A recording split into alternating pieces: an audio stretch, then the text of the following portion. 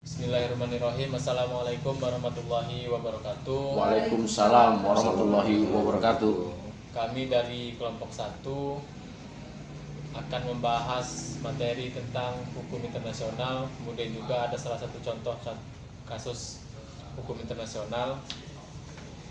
Kami dari kelompok 1 beranggotakan 7 orang yang kebetulan pada malam hari ini salah satu anggota kelompok kami tidak berhalangan hadir, yaitu Rahmat Agung Zulhijjah, karena beliau sedang ada perjalanan dinas.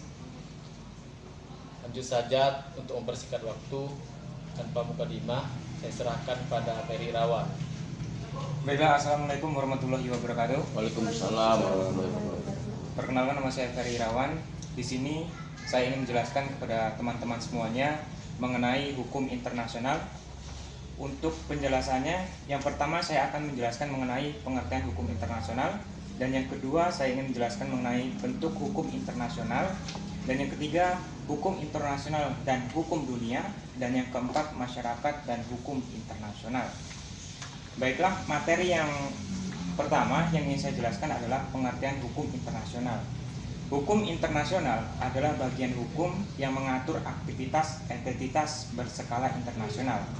Pada awalnya, hukum internasional hanya diartikan sebagai perilaku dan hubungan antar negara, namun dalam perkembangan pola hubungan internasional semakin kompleks pengertiannya.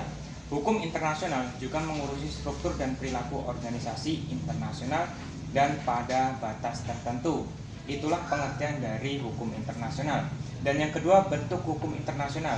Hukum internasional terdapat beberapa bentuk perwujudan dan pola perkembangan yang khusus berlaku di suatu bagian dunia. Hukum internasional regional. Hukum internasional yang berlaku atau batas daerah lingkungan berlakunya seperti hukum internasional Amerika, seperti konsep landasan kontinen dan konsep perlindungan kekayaan hayati. Dan yang kedua ada hukum internasional khusus. Hukum internasional khusus dalam bentuk kaidah yang khusus berlaku bagi negara tertentu seperti Konvensi Eropa mengenai HAM. Hukum internasional merupakan keseluruhan kaidah dan asas yang mengatur hubungan atau persoalan yang melintasi batas negara antara satu negara dengan negara, dan yang kedua dengan negara dengan subjek hukum lain bukan negara atau subjek hukum bukan negara satu sama lain. Dan yang kedua saya ingin menjelaskan mengenai hukum internasional dan hukum dunia. Hukum internasional didasarkan atas pikiran adanya masyarakat internasional yang terdiri atas sejumlah negara yang berdaulat dan merdeka dalam arti masing-masing berdiri sendiri, yang satu tidak di bawah kekuasaan lain, sehingga merupakan suatu tertib hukum koordinasi antara anggota masyarakat internasional yang sederajat. Dan yang ketiga, saya ingin menjelaskan kepada teman-teman semuanya mengenai masyarakat dan hukum internasional. Adanya masyarakat internasional sebagai landasan sosialisasi hukum internasional. Yang pertama, adanya suatu masyarakat internasional.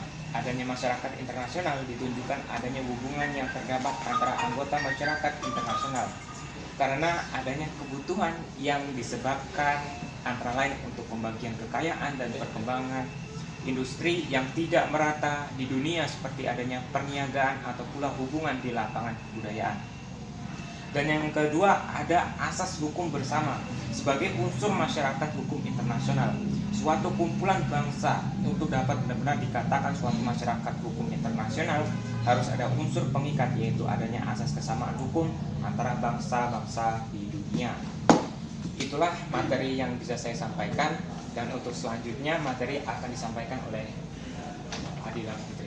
Selanjutnya ada sejarah dan perkembangan hukum internasional. Hukum internasional modern sebagai suatu sistem hukum yang mengatur hubungan antara negara-negara, lahir dengan kelahiran masyarakat internasional yang didasarkan atas negara-negara nasional. Sebagai titik saat lahirnya negara-negara nasional yang modern biasanya diambil saat ditandatangannya perjanjian perdamaian Westphalia yang mengakhiri perang 30 tahun di Eropa. Zaman dahulu kala sudah terdapat ketentuan yang mengatur hubungan antara raja-raja atau bangsa-bangsa. Dalam lingkungan kebudayaan India kuno telah terdapat kaedah dan lembaga hukum yang mengatur hubungan antara kasta, suku-suku bangsa dan raja-raja yang diatur oleh adat kebiasaan. Hukum dunia berpangkal pada dasar pikiran lain, dipengaruhi analogi dengan hukum tata negara. Hukum dunia merupakan semacam negara dunia yang meliputi semua negara di dunia ini. Negara dunia secara hierarki berdasarkan di atas negara-negara nasional.